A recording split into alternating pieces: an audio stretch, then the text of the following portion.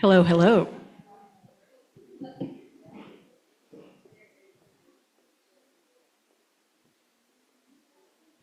Thank you so much for joining us this evening. I know this community has a lot of community meetings, and here we are again, meeting as a community. I really appreciate the effort. We've got some friendly faces in here that I haven't seen at too many community meetings before, and some that I see at every community meeting.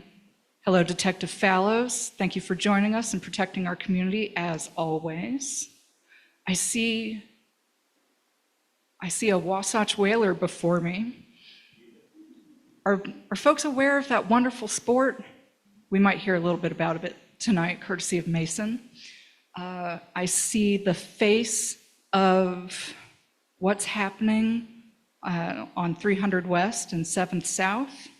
Thank you, Skylar Baird, and all the efforts for bringing back the 5th Ward to its former glory, maybe the best glory it will ever have. What am I looking at? Let's look at some slides.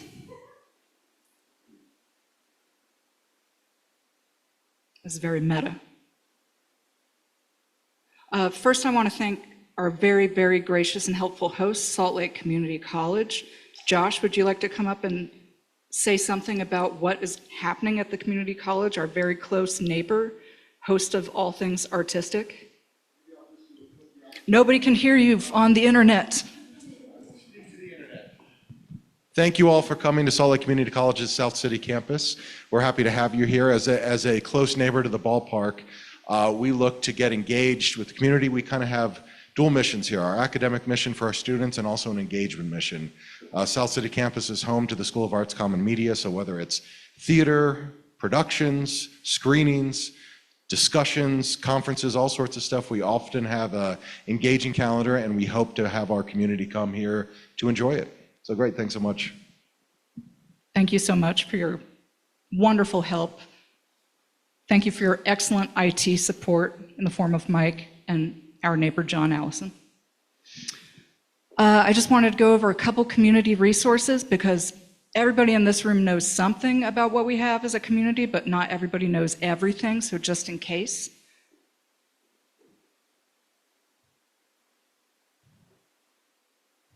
Oh, there we go. Meeting slide, neat.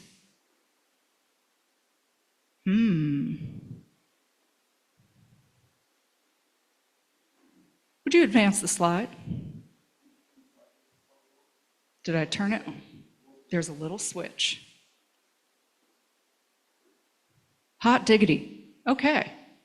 We have a YouTube channel. Do you guys know that when we bother to go through the rigmarole of recording meetings, we actually post the recording so you can go back and look at what somebody actually said 2 years later? It's amazing. We all have to be weirdly accountable for what we say in these meetings. Anyway, we're getting back to posting some of the older, our first virtual meetings from back in pandemic times. But we've got, 2 or 3 years worth at this point, and it's not just community council meetings, right? It's every time we do an online interview with school board candidates or something like that, we capture it here. And we'd love for folks to know this resource exists, and if you ever miss a meeting, please feel free to log on and listen to it while you cook or walk the dog or whatever. We have a Facebook page where we post things like, we're gonna have a meeting, or there's a new place in the neighborhood. Or we repost helpful announcements from the Salt Lake Police Department, the mayor's office, other places. So we try not to overpost. Feel free. We've got a neighborhood watch page. It's a little more private, but everybody posts on there stuff like, hey, my package is missing. Hey, I'm going out of town, if folks wouldn't mind, just keeping an eye out. It's a helpful page. I appreciate it, and I appreciate it when folks thoughtfully post on it if they have a concern. See something, say something, it actually works. It's helpful. And Detective Fallows, we have this very helpful crime statistics page. This is obviously not the community council's, but it's an incredibly helpful resource for seeing what's up. That's the QR code for it. If anybody just wants to click on it right now, feel free. But I think some of the best data on here is, we notice in Council District 5, we've seen a big improvement in our city council district since 2020 and 2021. Huge in terms of we've seen a dramatic decrease in crime. Things feel better. And the same thing is true in Ballpark. You can click any community council in the city on here and see what's been going on from year to year. Things have gotten better. Violent crime is up 10% since last year, but compared to where we were in 2020, 2021, things feel better. Those of you who know me personally know I go jogging alone at night and I feel comfortable doing it. That's cool. Other stuff that's going on. The legislative session's gonna kickstart pretty soon. We're a community that's pretty involved in discussions about homelessness, so I wanted to highlight Tyler Clancy's legislative preview. He's one of the major folks putting forth homelessness bills. These are pretty useful meetings. Another major meeting that's going on, and if you're curious and you want to get information afterwards, I'm happy to give it to you. Also, LDS Hospital is going to be hosting another legislative meeting where we're going to get a whole host of folks who represent Salt Lake City, South Salt Lake, North Salt Lake. These are people giving time up during a very precious, busy time in their life. But I can tell you from personal experience that if you attend this meeting, you can affect what's going to be passed at the state level. When I attended this meeting in 2018, I stood up and asked a question about if we're putting this many millions of dollars into our new homeless resource center model, why aren't we putting any money into the front end, into education and prevention in the opioid crisis? That same session, I got an educational appropriation passed for education in high schools about opioids, just because I attended this meeting and I raised my hand and I talked to the right person. So I know it might sound really gushy and like a true believer, but you can make a difference by going to these meetings and interacting with your elected officials, and that can be really inspiring. Oh, and you can check out the event on Facebook if you want to see who else is going to go and where LDS Hospital is, and there's breakfast. Who doesn't like that? A couple other community things to check in on. The 300 West Corridor and Station Area Plan. You might think, haven't we been talking about that for a while? We have. The first time that we talked about it was in October 2023. But I wanted, and you might remember, what's that about? Well, we were talking about whether we're going to put more, repurpose part of 300 West or make it, add more housing and density to it. And we haven't talked about this for a while. It went before the Planning Commission this summer, and it's been on the back burner since. We're going to see this rotate back into our community conversation, and we're going to talk more about the open space that we hope to see in the plan. That was the community's major concern about this area of our neighborhood. There's not much open space. There's not many trees. And so they've heard our concerns. They've gone back to the drawing board a bit, and we'll hear more about it in a couple months. Ballpark Station Area Plan. This is something that I hope that we talk a little bit about tonight with our UTA representative and other, right on, thank you, former resident of Central Ninth. Just because, it's not just what's going to happen to the ballpark site, right? That's the future of our neighborhood. It's also this long list of things that we talked about quite a bit and a timeline of engagement on it. This is all about the ballpark station and tracks, what we hope to see in terms of pedestrian crossings in the neighborhood and more activation. So I don't want to lose sight, just because we're really concentrated on what's going to happen in those 13.5 acres that are really important to our neighborhood.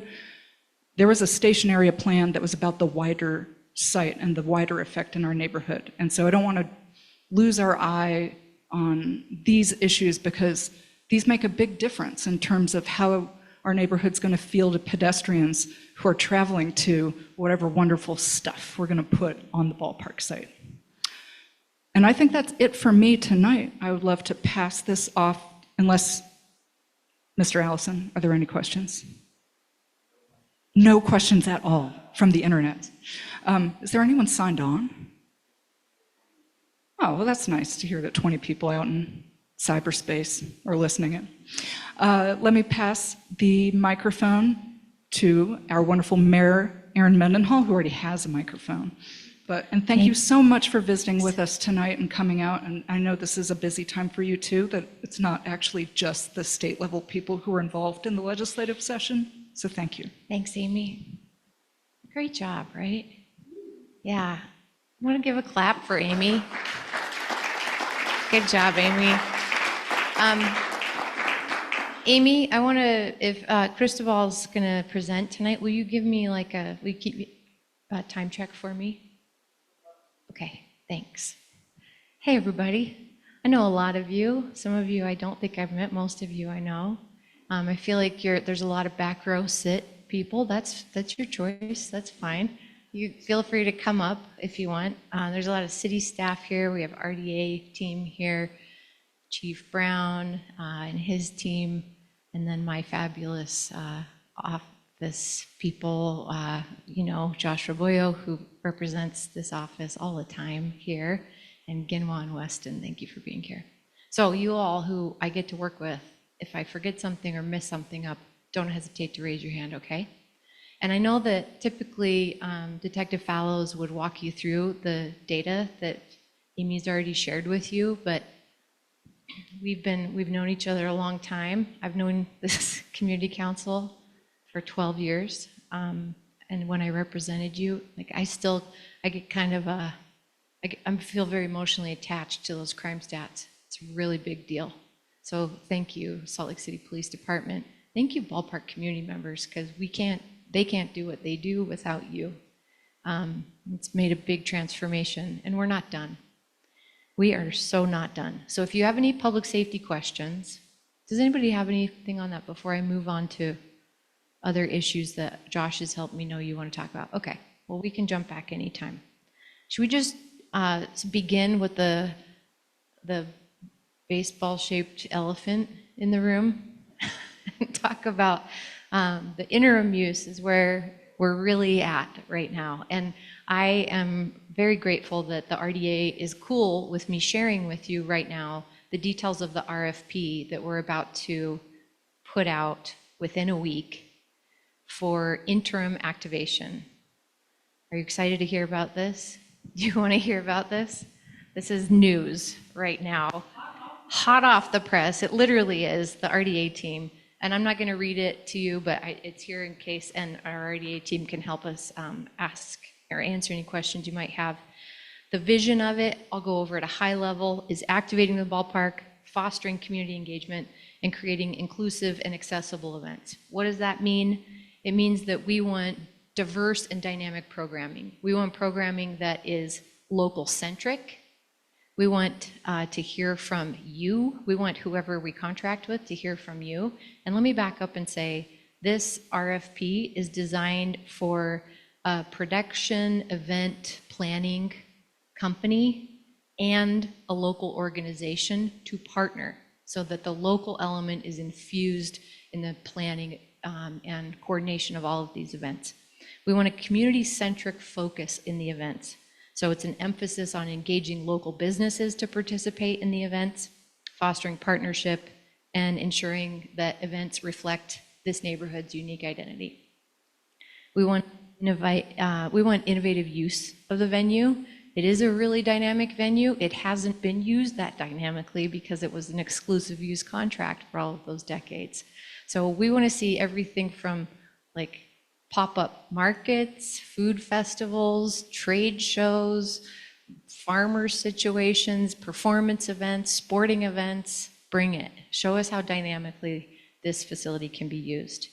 And maximizing community impact. So the RFP is going to require that these events be prioritizing social connection between our neighborhoods and feel very inclusive. So that will also mean we want to see some free events for neighbors, and we want to see some ticketed events so we can have an array of different kind of performances and things for you to attend. Do you have any questions about the RFP? It's coming out in the next week. Again, the RDA team in my office really heard community members that the community wants to be able to be a part of the planning of these events. And so we designed the RFP to be able to do that. Yeah, please. Wait, can we bring you a mic so online people can hear you? Yes, that would be wonderful. Thank you so much. That's the point of these mics. It's not just accessibility in the room. That is not the right answer. But I appreciate that you can talk really loud. I was just going to ask if, since we have a YouTube channel, can we get a link to the RFP added to the description for the video when it goes live? Thank you. I'm nodding my head. Yeah, we'll Very definitely unhelpful. distribute that to the community council, and you can post it wherever you want. I have a question before I pass it on. Normally when I read an RFP, it's awarded to one person or one organization. But from your description, it almost sounds like maybe multiple small organizations could be applying for a spot on the calendar. I'm going to have McKenna answer that one. That's correct. It's supposed to be for a type of partnership. So somebody who, or an entity that is actually like a production company or somebody who is, involved in this arena, but also like a community organization that can drive the real on the ground neighborhood initiatives. So like hopefully a partnership is what we're looking for. A partnership, but you're not necessarily looking to award a spot on the rotating ballpark calendar to 25 different groups who would apply. Not at this moment. At this moment, just to kind of get something kind of solidified and to try and keep it more streamlined and simpler, I guess, to kind of keep the momentum going. The idea is one partnership of like a company and a community organization working in tandem. Yeah, we knew that our biggest hurdle to interim activation, internal capacity to suddenly have a program manager in the ballpark, for us to get the council to go through the process of letting us hire someone and getting them on board would just sink the ship. So we wanted to make sure that not only was there an entity that's professional, whose work is around scheduling events, but that they were embedded with a local organization. So how that local organization comes together, I know we've got Ballpark Community Council, we have BAT in this neighborhood. I don't know if there's other organizations. That's up to y'all. But we're going to award one contract. So what that partnership could look like, and then no matter who it's awarded to, which events are commissioned will be up to that contract. And it could be 25 different community events that end up coming through it. Does that help? That helps a lot, thank you. Because I definitely have heard groups whose specialty would be performing, but not organizing a calendar for everybody. So that makes a lot of sense to me. I'm going to... Hang on, go there. Thanks. Sorry. So it's a provision in the contract that they sub with a local organization, is that right? I don't know that we wrote it, so we didn't want to make it so that we go through an RFP process, and what if there's some event companies that apply, but there was no local organization to partner with them? I guess if we have no other options, we could just go with an event company, but we are prioritizing applications that partner with a local entity. Okay, great. And then they can, whatever entity gets the contract can sub with whomever Yeah, they want to do. Okay. yeah. So whoever gets that contract is going to go about deciding what events to coordinate and how to produce. Thank you. Yes.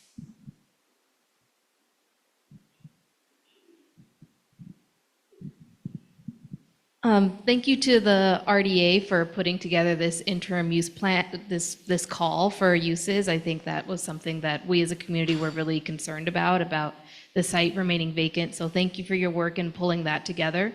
My question is really about timeline. So RFP will go out next week. When will a partner or partners be chosen? And, before we know it, it will be July 2025. I should have said that this contract is for July through December. Yes, and another thing on the agenda that I didn't get to yet, we have executed the contract with the University of Utah. Again, it's not exclusive, so it could be used for other things at the same time. But realistically, this RFP will close and we will have an activated contract to begin July 1. That's a point. And sorry, the question was timeline. Of course, yeah. Okay, so in the essence of getting things moving, we'll try and get it out ASAP, like within the next week, and we were hoping to just give it a quick timeline of 2 weeks to award, or to submit, and then we will pick it up from there. We'll work as quickly as we can to turn it around and submit or apply an award. Yeah, of course.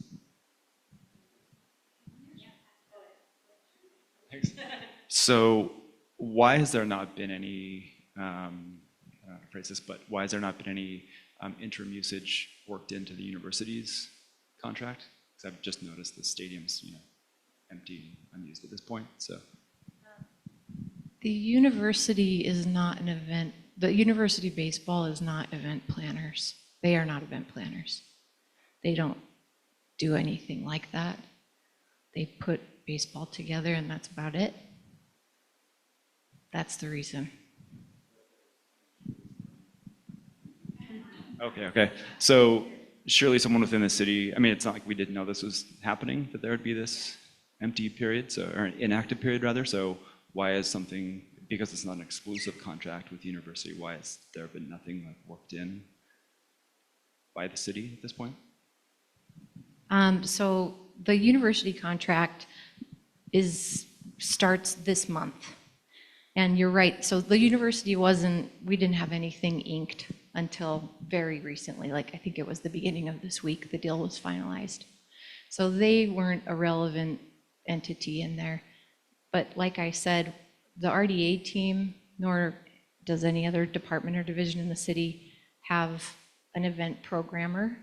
Ryan Schlegel, who if any of you have ever applied for ACE grants or permits with the city, Katie Schnell does ACE grants, but if you have a permit with the city for an event, you work with Ryan Schlegel. He doesn't plan events. He just permits them and makes sure that they happen appropriately. We don't have someone who does that at Salt Lake City. So yes, it's been vacant. Yes, it hasn't been activated. Theoretically, it could have been, but the RDA has been working with the design framework team that just wrapped up at the beginning of December.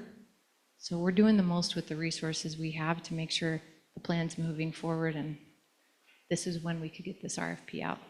Did you want to add anything, RDA? Did I miss anything? No, I think you covered it. And I'm going to keep ticking, and if you have questions, don't hesitate to raise your hand, okay? I wanted to mention, I had a question about the status of the properties that we demolished as a city. You remember this? On Major Street, just east of the ballpark. And I said, where are we at with that? We just completed acquisition of those properties through the RDA about a month ago. So I'm pretty excited about that. And yeah, that's a good thing. And just wrap that up. So watch for, we don't have a plan yet on those sites, but those are now in the RDA. What else can I tell you about?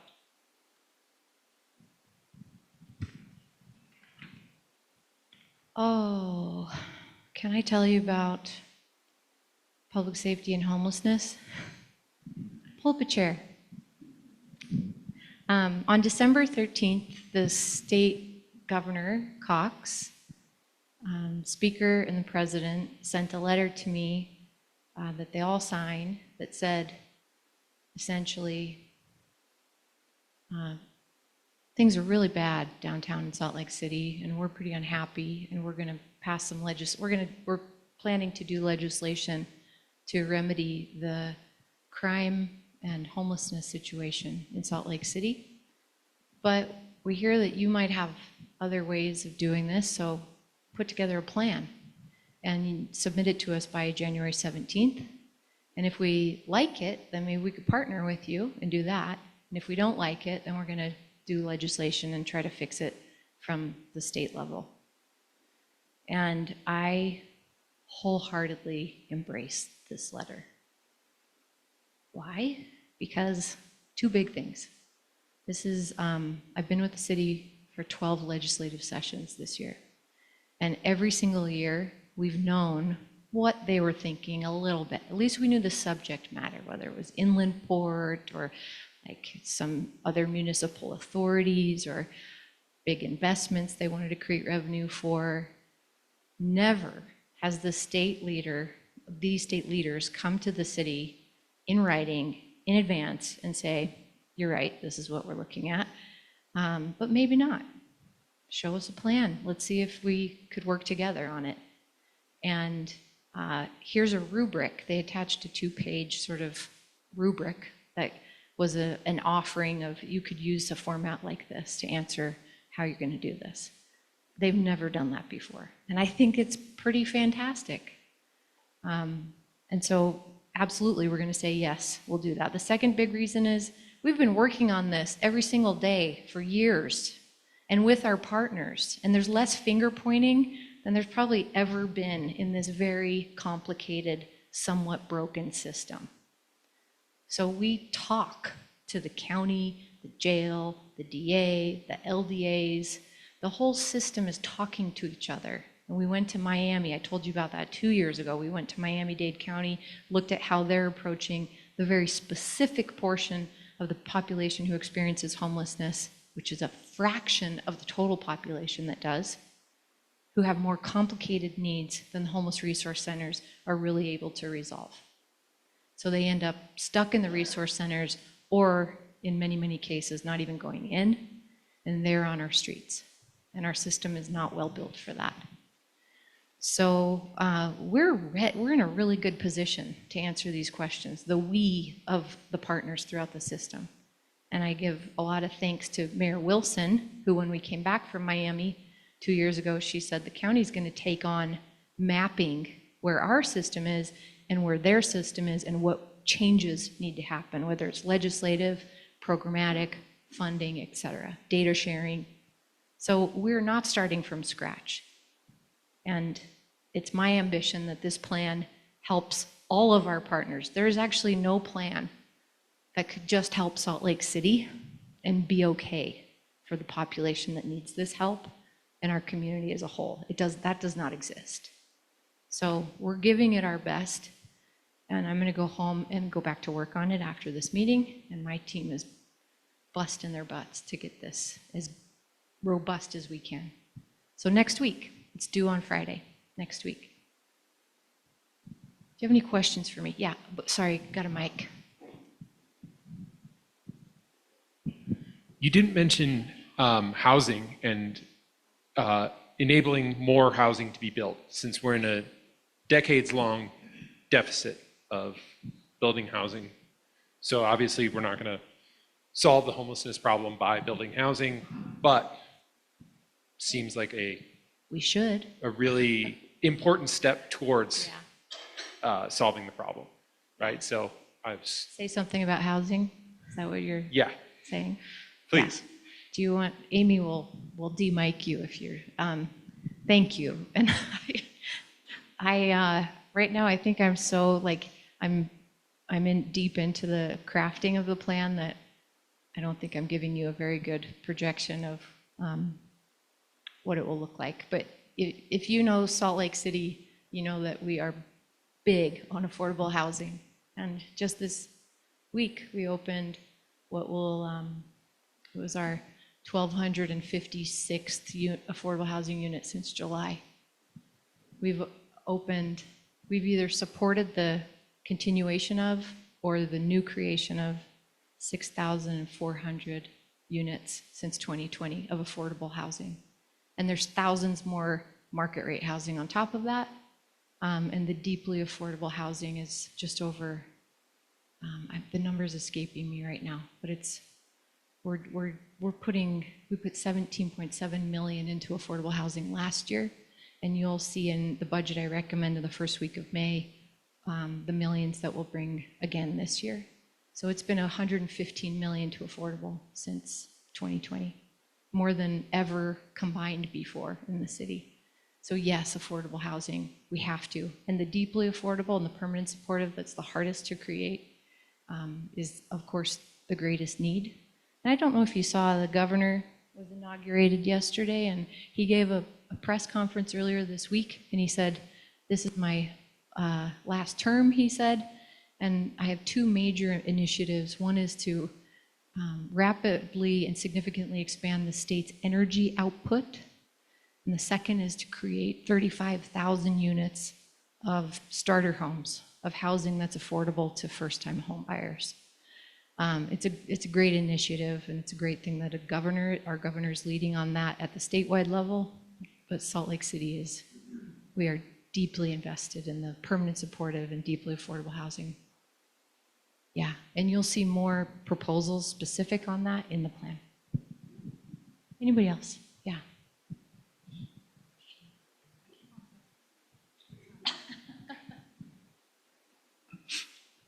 Yeah, I have a question about like the affordability metrics that the city uses. My understanding is that the city uses like what's nationally accepted as like the housing and urban development, like HUD standards of affordability, which is 80% of the area median income. But that area median income is the statistical metropolis area, which includes like Summit County, Sandy.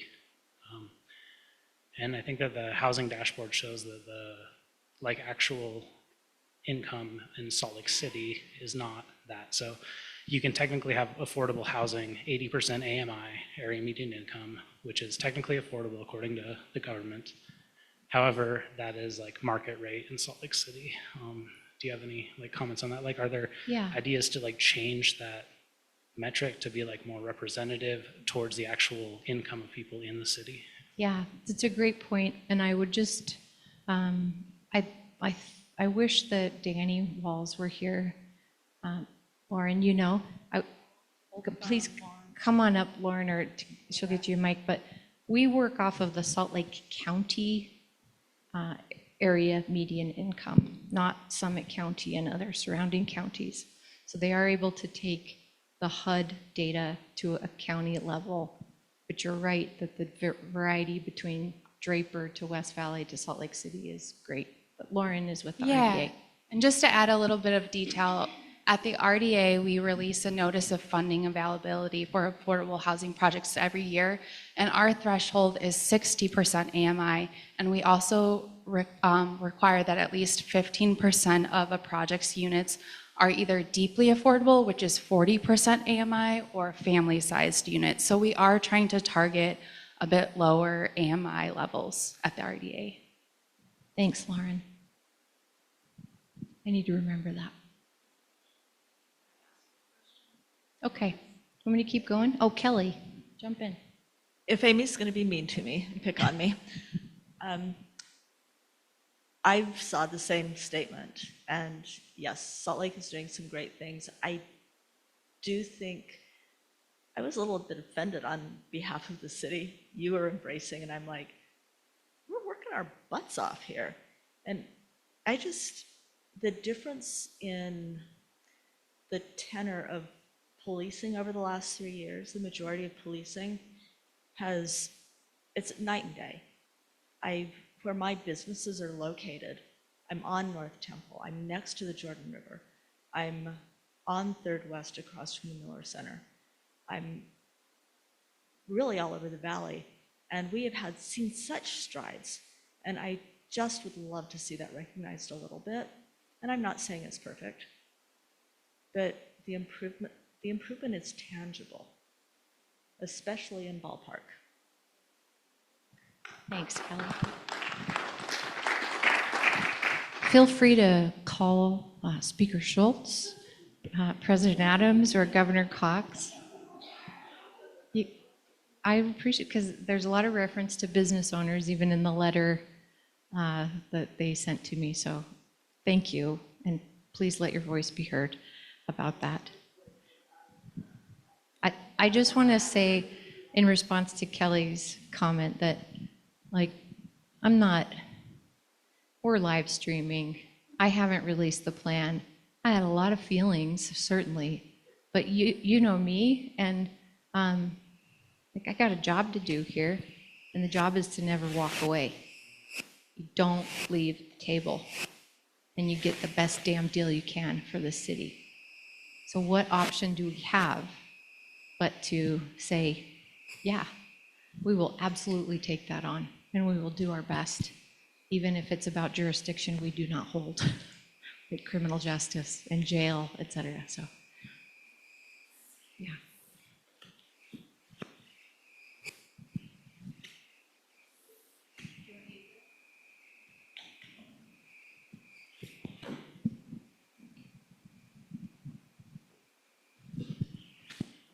We have a question for you here on the interwebs.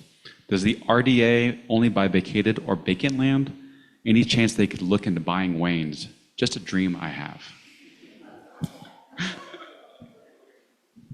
I have had the same dream. Who hasn't dreamed of this? I don't have an official statement from the RDA, but we've inquired more than once. Is that fair, RDA? Okay. And if whoever owns Wayne's is listening and you want to talk, give me a call. Give me a call. 801-535. There's another hand. Oh, how you doing? Hello, Hi. long time no see. Yeah. I also was a bit frustrated by the letter that came out because the problems in Salt Lake City, though they may blossom in Salt Lake City, their roots kind of extend all throughout the state and multiple different jurisdictions. You can't fix the problem. You don't. No mayor could. It's not a Salt Lake City problem. It is a state problem. It's about laws. It's about jails. It's about our community supervision efforts, et cetera. Where are you going to publish your plan so we can access it? Is the rubric available somewhere? Yeah, actually, I think that when the Tribune published the letter, they also published the 2-page attachment. It is, if you want to follow up with me, you got. I read an article about it, so I guess I realized the letter was it is public. It's out there, and I will publish the plan by Friday the 17th. I would presume that your plan involves a Things outside our comprehensive approach authority. of the criminal justice system. Yeah. And the ways that we have a great criminal justice system in Utah. We really do. If you actually look at it, it's really pretty inspired. But there are a lot of areas where we lose our synergy by being siloed, and I hope that your plan does kind of address that and identify ways to resolve that. We've thrown away tools recently. I don't name them here, but we have thrown away tools recently that, in order to embrace new tools that don't work, new means of communication that don't work. They don't involve communication, and so we've been greatly siloed. I do hope that your plan will identify some of those things and seek remedies for them that will occur far beyond Salt Lake City, but do have to occur or things will not improve. I personally don't think things have improved. I've seen things get much worse in our city, or at least in the areas that I inhabit in this city, and I would love to see things improve. So. We're going to do our best by the conversations we've been having for a couple of years with criminal justice. Chief Brown and his team meet weekly with some judges, with pretrial, with other county jail and sheriff's office people, and these are every solution that we're aware of, we're going to bring it into the plan. But it sounds like we're doing a handful of interviews with these partners, and if you want to be interviewed, I want to interview you. Bring it on. Okay, you have my number still. I'm literally writing a letter to you now. You're going to text me, okay? Okay. Yeah, because you may have ideas that we haven't heard or we haven't put down. I don't want your alias. Keep your alias at home. Okay. Would it Anybody interrupt your else? jive if I ask you a question that was submitted over email? Sure. Cool. This is from one of Kelly Lake's neighbors on 300 West.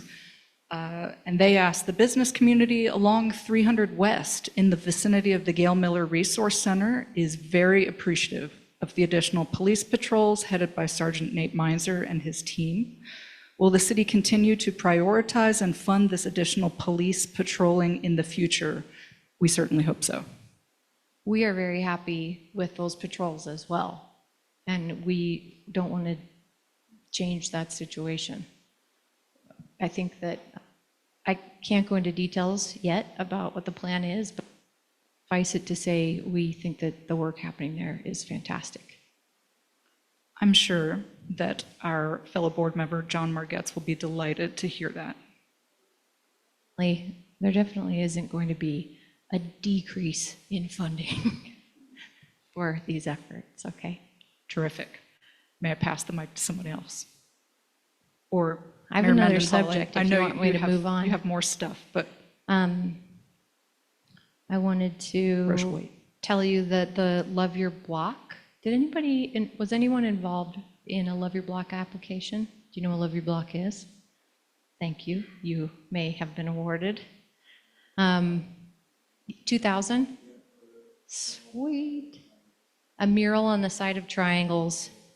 Fantastic. So Great news, Doug. Love Your Block, if you didn't know, I would love to get you a Love Your Block slide when the season is right for applications. Love Your Block is a community funding initiative that came out of Bloomberg. We got a grant several years ago that said the neighborhoods know what they need, and they don't have the time and desire to go through your complicated funding processes of CDBG and CIP. Just give them the $2,000 or $500 or $3,000 to get these projects done and show up with the supplies that they don't have that they need. And it was so impactful that we ended up proposing it to the city council, and they brought it into our regular budget, and we expanded it to the Ballpark neighborhood. So it's on the west side, and it's in Ballpark for the very first year. And we had $40,000 requested for a $25,000 pool and 23 total applications. So Ballpark and Central 9th got let me just see real quick here. Yep, the underpass art pop-up on Mead is funded, the mural at Triangles, and building 2 to 3 little free libraries was one of the applications that was funded as well. So watch out for if you have little project ideas, talk to your Central 9th neighbors too, because they're really active in this. We have money, and once a year we put this application out, and we want to hear from you. And then, actually, that's it. Let me open it up to you. Do we have a moment for any other questions? Or I know we had one, but I wanted you to brag on our ACE applications as well, if that's something you could feel comfortable doing. Will you? I don't have them on top of my head. I can cue some up. Doug Flagler of Central 9th, did you all submit an ACE application that was funded, I believe? Yeah. $2,000 for Harvey Milk Day, right on. And I believe there's also a 9-line project that was funded with an ACE grant as well, yes? Yeah. I think that was from maybe ELPCO involved. I think you're right, but I think the 9-line is all across 9th South, all the communities involved. And who applied? Oh, 9-line up. Thank you. That's it. Excuse me for not. So ACE grant, Arts, Culture, and Events, is what has been $200,000, and this funds things like the Arts Festival and other big events, signature events like Pride Fest, all the way to brand new block parties in neighborhoods. And the council increased that funding to $300,000 this last year. So there are more events being funded than ever before. It's one of the easier funding pools for you all to organize around.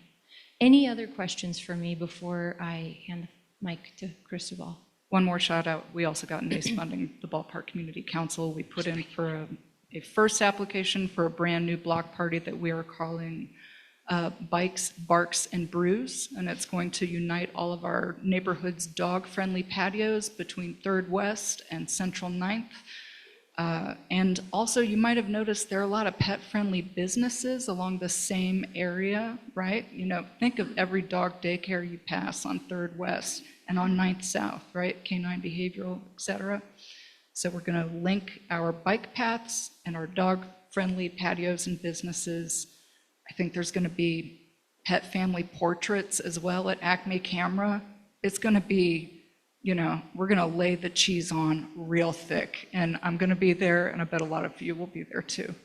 So thank our new neighborhood partner, Shades Brewing. They're going to be opening shortly across the street from Lowe's. Yes, I have another question with regards to affordability in housing. And I've been trying to get answers from different departments in the city, but unable to. Is it possible to institute some kind of like transparency in rent in in Salt Lake City or something like that? Because there's a big issue with especially some of these like kind of larger company-owned apartment complexes like in Central 9th, where the listed rent is something, but then there are unlisted mandatory amenities that can balloon the price. Like I think I called the Morton and asked for one price. This was like a year ago just to like check. And it wound up bringing the listed rent was $1,609 and it brought it up to like around $1,900. And then these were like mandatory fees. So I know that like, again, the housing and urban development includes utilities with regards to affordable rent. Some of these fees are utilities, some of them are not. I don't know if they can technically be classed as, like if it is a mandatory thing like trash service or like a mandatory internet package, can that be classed as a utility with regards to affordability? And then like posting these would also allow places like journalists and things like that to more easily like assess the affordability landscape, because these things are not well established. And then renters also don't have transparency. So that's it's asymmetric information when like the renter's trying to act in the market as well. Yeah, you're totally right. It's not transparent. And when we did Thriving in Place, our plan to address gentrification and displacement in the communities, it's a pretty exhaustive plan. And I believe in my memory from 2.5 years ago when we were finalizing that when we looked into our ability in the state of Utah for a city to implement those requirements, that it came up as a state required provision. I need to go back and check that, but I can tell you that the breakfast legislative meeting that Amy was talking about would be a really excellent place, and that I'm aware of a legislator in the city who is looking at some transparency in our apartment or rental application processes right now for this upcoming session.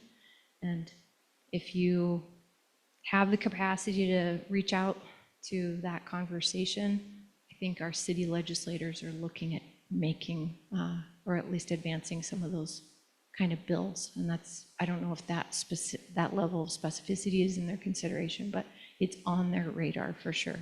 And if you want to chat with me after, I'll let you know which specific legislator, but at the time they were not ready to make that public. Okay? Mm-hmm. Anybody else? Come on, Cristobal. I know you're good at questions. Yeah. I've brought this up several times before, and I'll continue to bring it up. I am really concerned about the massage parlors. We have about 15 or so within a couple square miles, and they're border child pornography type of things on their websites. And we've brought this up several times, and I'm not sure really what route we need to take in order to resolve that. I know that there's there could be a business licensing path depending on the severity or illegality of what they are doing. But Chief, I don't know if you have any insight on ways that some of those businesses are stymied or checked. He's getting a mic, so he's going to have to say something. Thank you. We can certainly look into those issues. If you'd like, we can talk after. Detective Fallows probably knows about some of these very places we're talking about, but business licensing is a good partner in doing this as well. So we can look at them. We can investigate. We can do all the things that would help you out in that capacity. And you know that the reality of restrictions on issuing business licenses is we aren't able to say we don't like this or that kind of business in this city very easily. Yeah, she's. It's the concentration, and in a community where we are getting coffee shops and the little, different types of shops coming in that make us feel really comfortable and hopeful, and then you add in one more massage parlor that comes in at the same time. And the pictures that you see online, it looks like children, and that is very detrimental to our community and what we're trying to do. So.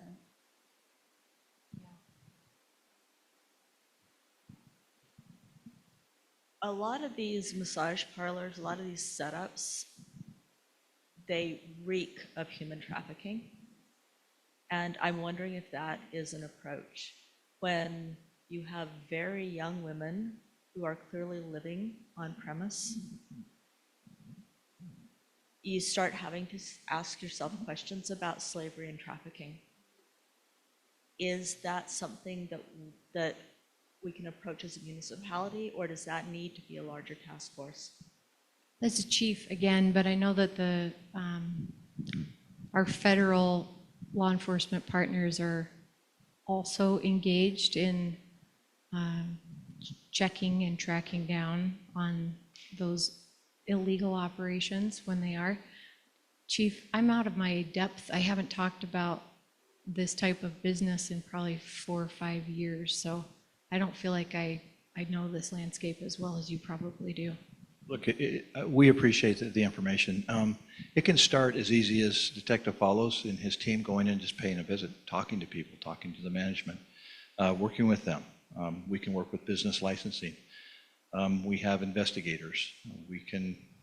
I don't want to disclose all our tactics and everything we can do, but we're very equipped to take on and tackle these issues. And like the mayor talks about, work with state and federal partners as well, because they're very good partners in this type of investigations. So if you don't know who Fallows is, it's the big teddy bear in the back. Okay. Yeah, go on. Mr. Opinionated.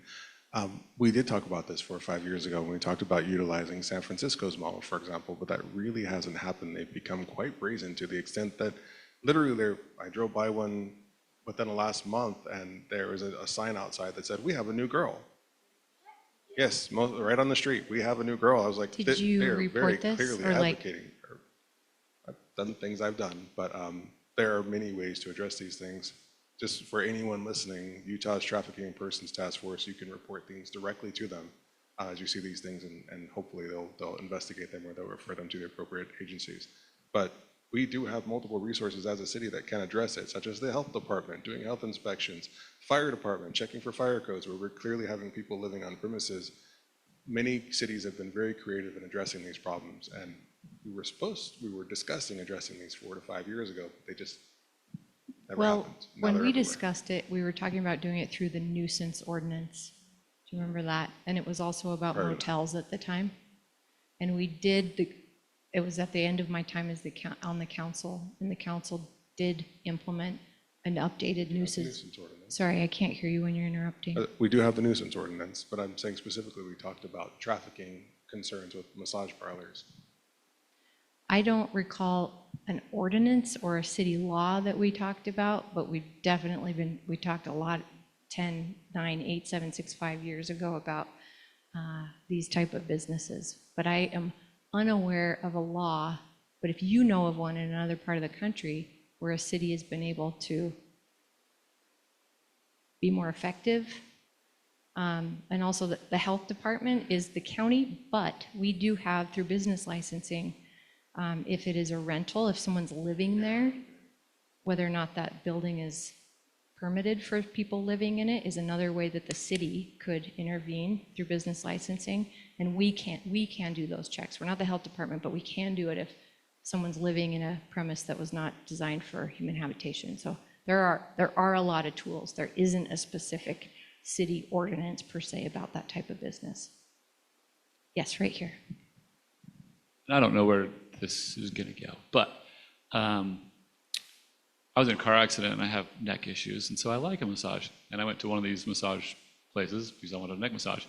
I was sexually assaulted, and I went through the process of like, okay, so this is a man being sexually assaulted by a female. What is actually going to happen?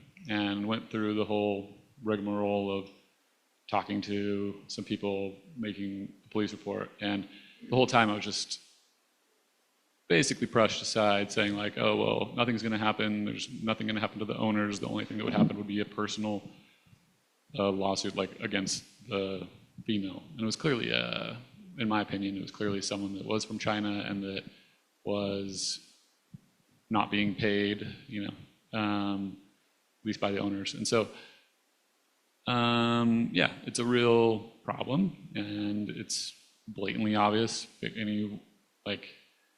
it's happening. And so I just wanted to say that. But, Thanks for sharing that, honestly. It's pretty courageous of you. I have an idea. Why don't we put together, not a community council meeting, but like I don't know, Chief, what do you want to call it? I want to bring in our federal attorney, our federal law enforcement partners, and maybe the health department. I'm thinking Ori and Goff at Community and Neighborhoods. And let's set up a roundtable discussion where we can go into more depth about these businesses. Would you good with that? We know we're not the only neighborhood that's affected by this. I know there's a concentration in Central 9th too. And I know it would be great to bring everybody to the table who wants to see better things happening in their neighborhood than this. Yeah, okay, well, my office will take that on. You got to come back, okay. Amy's coming. And then I'm going to sit down. So I've heard his precise story it was two men. And I've seen this in a couple different circumstances. So this might be for Chief Brown. We're prosecuting these things. And I've seen in that circumstance, they were prosecuted and they were convicted and they're on the registry. But we're not notifying Doppel. And so they maintain their massage license and opened up for a massage, and they were able to do that. So it might be important, when we prosecute, that we make sure we're notifying licensing agencies. To be a massage therapist, I'm not a therapist, but I assume you have to have a massage license. That'd be a great thing. Okay, well, let's check these licenses. Let's ensure that they're valid, that they're appropriate, and that, again, gives the city more teeth to begin to address these challenges. And takes predators away from these positions where they're trusted and we're naked and we're vulnerable on a table. Do you want to come to our meeting? Okay, good. All I want is to just come to meetings, trust me. The sarcasm is, okay. Dude, you're on the board of the literally love Ballpark coming to Community Council.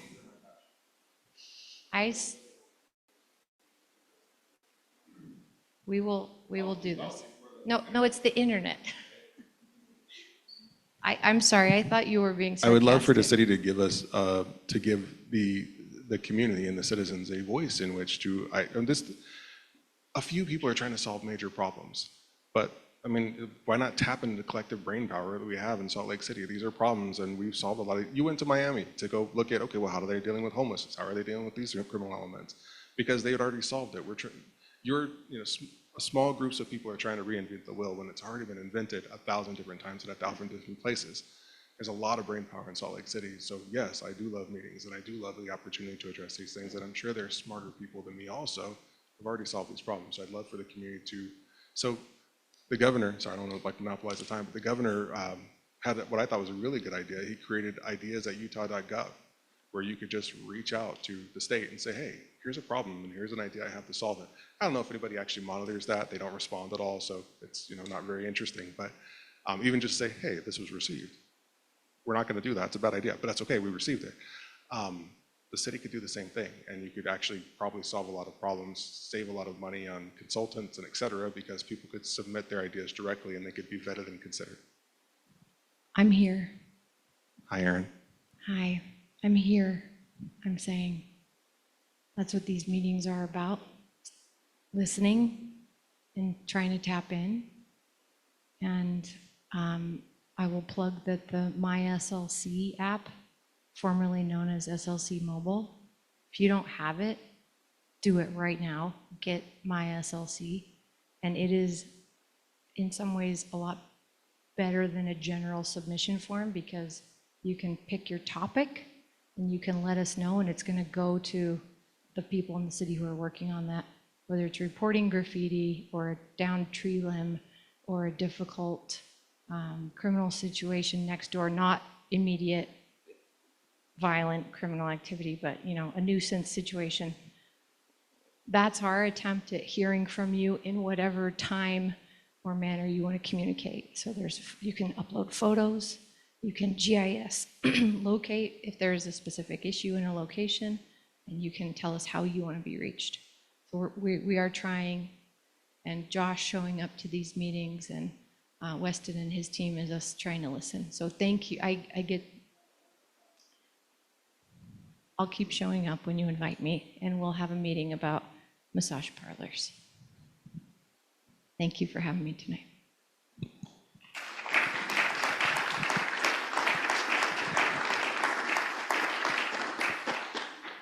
Thank you very much, Mayor Mendenhall. Always a pleasure. Always a pleasure. Hi, everybody. Buenas noches. My name is Cristobal Villegas, or Cristobal. I work with UTA, Utah Transit Authority. I get sent when there are issues.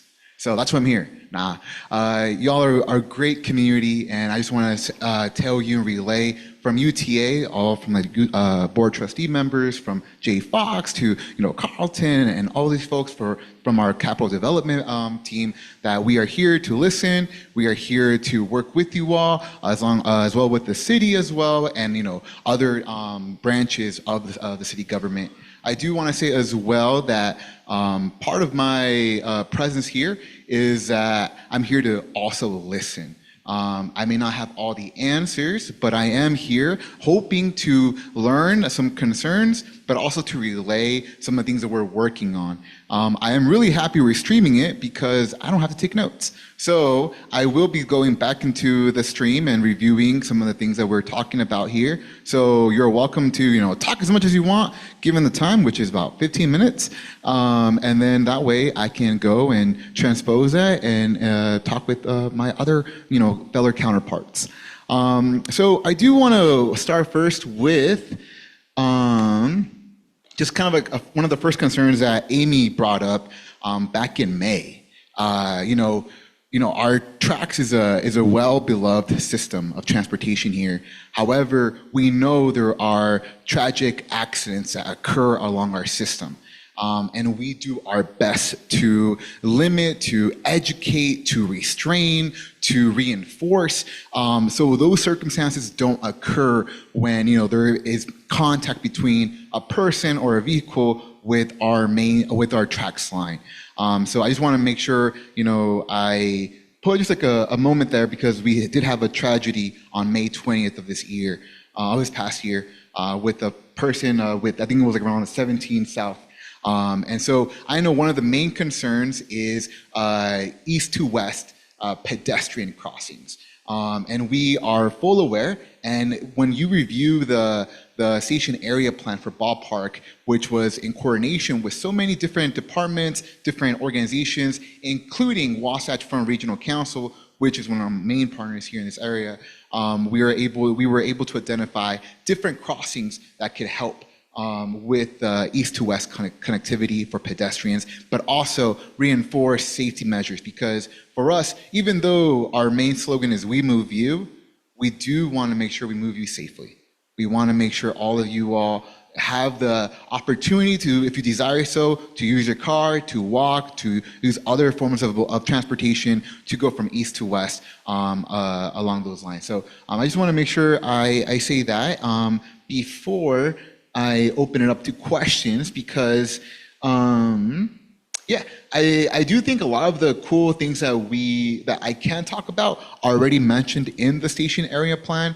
I do recommend maybe that's something that we can include in the YouTube stream as well. Maybe like a link to the station area plan because there's some really cool things that we've been working on for many years, but also with many people in the room.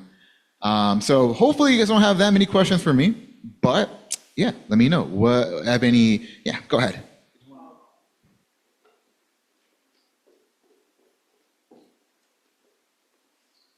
I was on 13th South, getting off the freeway, and the train had come through, so the gates were down. There were a lot of people walking across the street or attempting to walk across the street on the west side where there's no crosswalk. Do you guys actually handle, or do you have jurisdiction over those crosswalk areas or pedestrian areas adjacent to the stations? So in general, depending on where it's at, and we'll go to specific in a second, but in general, we work with the parallel city in that area, in this case, Salt Lake City, or if it's owned by, as a state road, then we work with them. So we do work with multiple cities or counties and stuff like that. For that specific crosswalk, we do, with the city, own quite a bit of land in that area.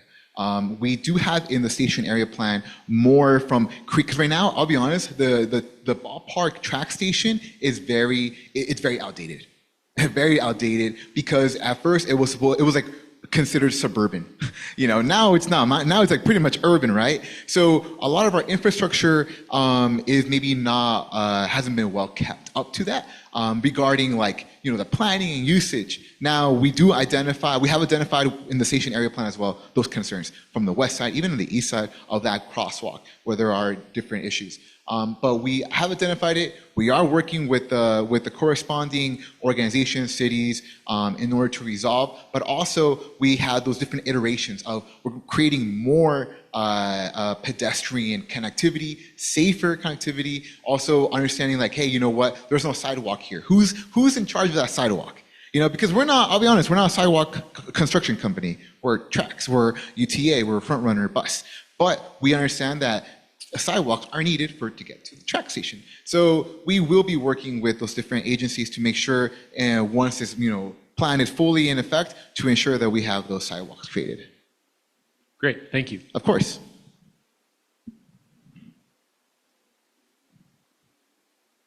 Don't mind the unruly folks in the hallway.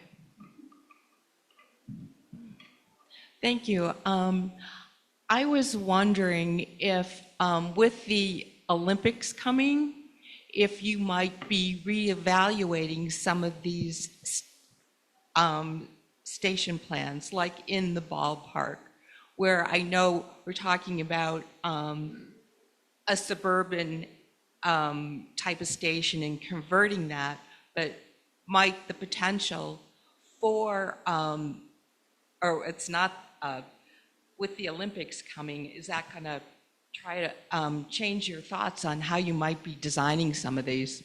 It has already changed our thoughts, let's say that, but also has given us maybe, how do you say this? With great pressure comes great money. How about that? So I think in a way, yes, we conducted, we're in the environmental stage of something called the Tech Link study, because we are currently proposing, or with our other fellow agencies, a new line, the orange line. But that line will affect the corresponding, or the consequential other lines, including the blue line and the green line. And so, yes, it is putting pressure on us to ensure that, we have the transportation to reach international the demand when all these people come from other areas of the world, but also ensuring that the infrastructure stays there for our residents post-Olympics, right? Because we don't only want to build for visitors, we want to build for long-term usage of our residents as well. So yes, it has, but if you see anything, you feel like in the station area plan that we missed, or maybe there's an opportunity that we haven't really visualized, please, you're welcome to contact me, or you're welcome to contact Amy, and we can follow up with anything you have in mind. Are you still on the timeline that I don't really appreciate when I read the station area plan, what the goals are that UTA is responsible for versus what the city is responsible for. For example, when it comes to switching the ballpark station format so it reflects like the central ninth station, no longer a park and ride, but everybody hops on from both sides kind of situation. Is that something that UTA takes full ownership of, or is that the city, or is it a partnership? Of course, partnership, and not only with the city. And the city is it's a large organization with different arms, as we know. So we do work in partnership with them, as well as like WFRC, in ensuring that we have more hands on deck. However, I will say it does take a lot of planning. I do think the timelines are being pushed up a little bit more, again, in regards to the Olympics. However, I will say that I think more and more folks are getting on the same page, but I think it's still a little bit longer to make sure everyone knows what we gotta do. But we can follow up that with Paul from the Capital Department in order to make sure. Yeah, and when you say pushed up, you mean the plan says 2 to 5 years. Now we're looking. No, I mean like push up, but then like pressure. Sorry about that. More pressure on to make sure we got on the same page. I'm still not, so the timelines in the station area plan in regards to things like the ballpark station itself, are they still maybe accurate, or they? I would say they're still accurate, but I can get you a better understanding of that once I talk with Paul about that. That would be great. Cool. I know we all wonder what's going to happen. Yeah. And even what the timeline might be for when our new granary station might show up on the orange line at about 400 west, 800 south. Exactly. Yeah. Because we're redirecting the red line as well. We're doing lots of cool planning there. But I'll definitely follow up with Paul so he can follow up with you. Thank you. Thank you.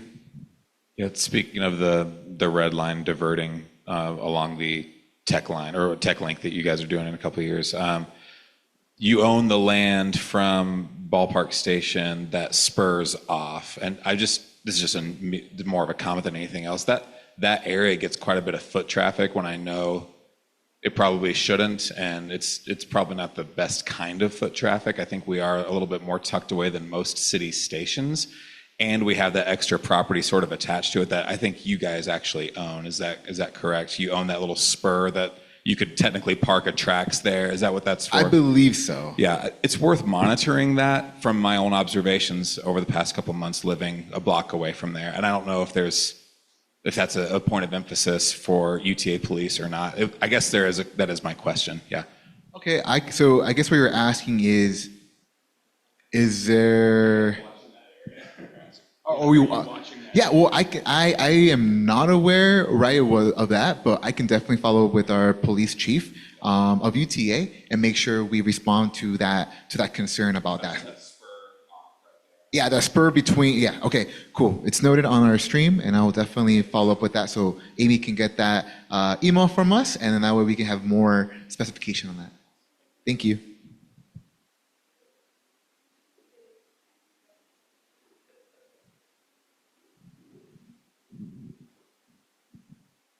Yeah, I can say that is owned by UTA.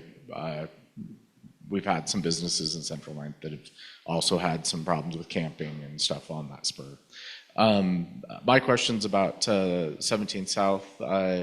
It's an area that needs a station. Is UTA looking at doing an infill station on 17 South on the TRAX line? I don't believe so on 17. I know there are more pedestrian crossings planned from the 17th. But if that's something that you have an idea of, I can definitely take that and ask more of an explanation, maybe why not it is not in planned, but maybe there is in the future that I'm not aware of.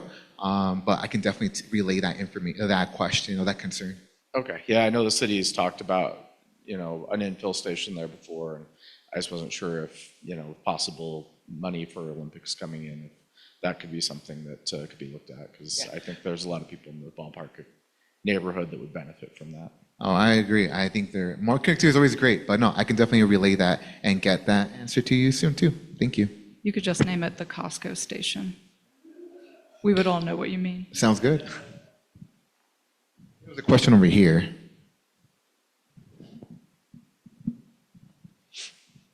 Yeah, so I had a question. Yeah, it was also like along the lines of 17th South, but maybe like a little more. I've asked this question of UTA before.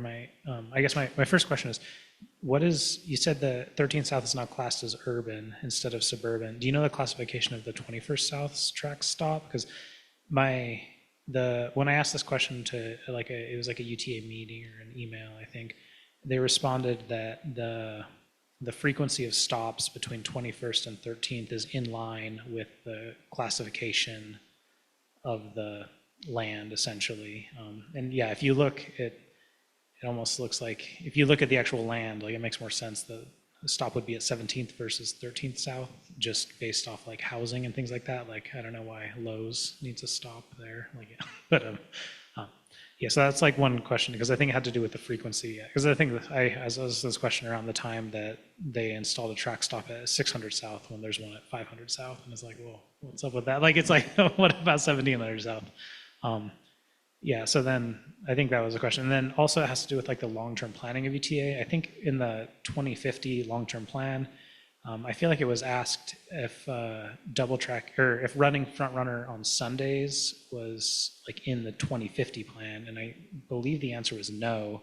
But then with the Olympics, then essentially it seems like UTA came back and was like, oh no, we'll run service on Sundays, when that wasn't even on the 2050 horizon. So this kind of leads into the 17th South station. I was like, there are no plans for 17th South, but like, does UTA have like a secret, like full funding plan, like a secret Olympic plan or something? Because it almost seems like if in the 2050 plan, a lot of the stuff that is coming into reality with the Olympics wasn't even on the 2050 plan or was deemed infeasible, then it's a little bit like confusing from like a regular user's point of view. You know, how it's like, this was said, this couldn't even be done by 2050, and then all of a sudden this can be done by like 2030 or whatever. So it's a little bit, just kind of, questions about that in general. Yeah, so it's a lot.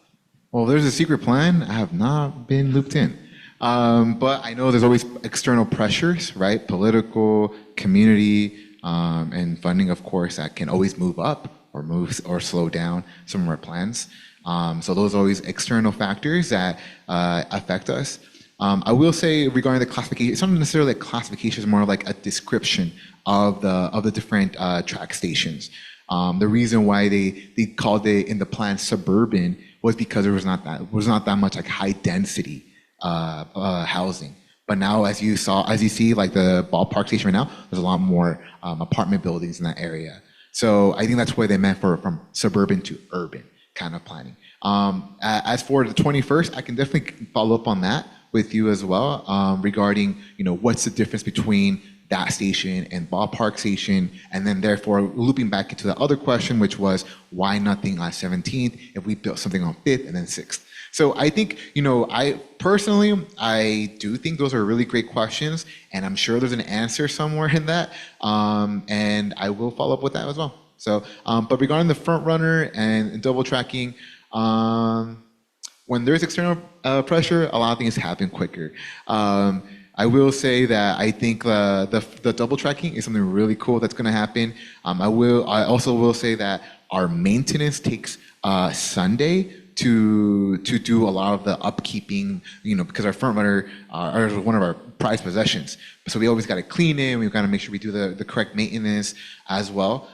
So that's why we mainly use Sunday, but I hear you. Many community have said the same thing about Sunday service, and hopefully if it does get enacted for Olympics, it stays enacted after the Olympics. But that's what I can respond with that. Anything else on that? All right, cool, thank you. Last question? I got one. Do you mind if I scoot 2 in? questions, how about that? 2 questions. Mine's real easy. And it's, I happen to use TRAX on New Year's Eve. And I was kind of bummed that service stopped around 11:15 p.m. And I thought, I can walk home, but there are people who are not walking home. Other major cities choose to extend their hours till about 2 a.m. on New Year's Eve. That seems like not a huge ask, and like that could really be in the interests of public safety. Well, can we say this year was better than last year? Because last year we had 0 service.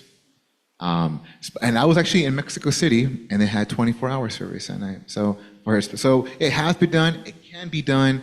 Now, will it be done? So I can definitely explore why, the reasoning behind that, as well as any future plans to maybe make that happen more, at least extended service, maybe 11:30. Just kidding now. But I mean, you wonder if even that's something that there could be a public partnership between, bar association and TRAX, something just to promote public safety and awareness if it was going to run late. That'd be such a great opportunity to highlight, like, use TRAX. I bet you would get new users that night, and I know you like new users. Oh, I agree. I mean, we do have partnerships with like Uber, Lyft, and the taxi service. It's called Reconnect. If you look that up on our website, you can learn more about it. But pretty much, if you miss the bus or there was a delay and it's our fault, we can actually subsidize a free ride for you all. And that's called Reconnect. So if you want to learn more about it, just look that up on our website. But I would definitely follow up again, seeing like what are some new things are happening. We do have a department called Innovative Mobility Solutions, and they're always looking for ways. Because I think about 4 years ago, we had an on-demand service, kind of like rideshare, but for nights, and it was for pretty much Salt Lake City. Everything in Salt Lake City, and it was really cool, high usage. So we have explored pilot programs. Now, did it become permanent? No, it hasn't. But we kept iterations of it. Like on the west side, we have on-demand service there. We're expanding it in the next few years as well. So I'll definitely loop that back to you as well. Thank you. And last question. I thought that was going to be the last question. So my question was just, is there any movement within UTA to sort of throw your hat in the ring, so to speak, with respect to this giant freeway widening project that's going to happen, where you could say, hey, we'll take a big chunk of the commuter population off the road, and then you don't have to widen the freeway. Give us this much money. Here's our plan, blah, blah. Is there anything like that? That's a tricky question, and I don't want to get in trouble. Just kidding now.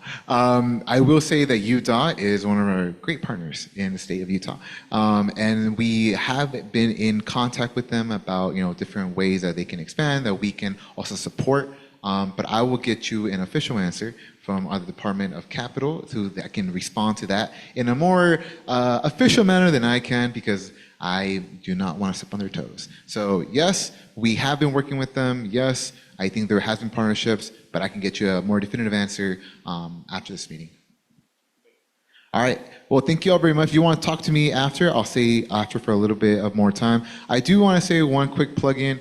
My team, we're the community engagement team. We do a lot of work in the community. We actually work with Salt Lake City a lot, especially their housing stability division.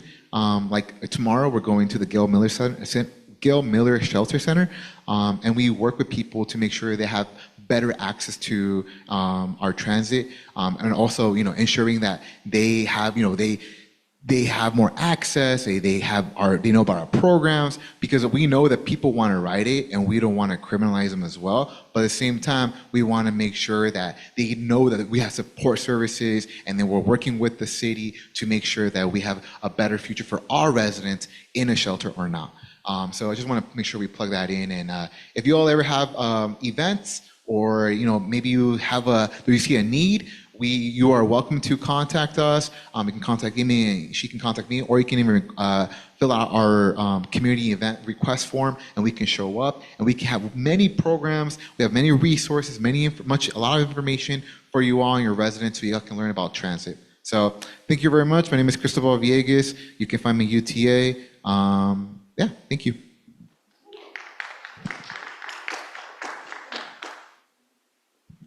All right, thanks for your patience, everybody. I appreciate sticking around when there was noisy fun happening out in the hall. Let's look forward to catching up on some of this stuff next month.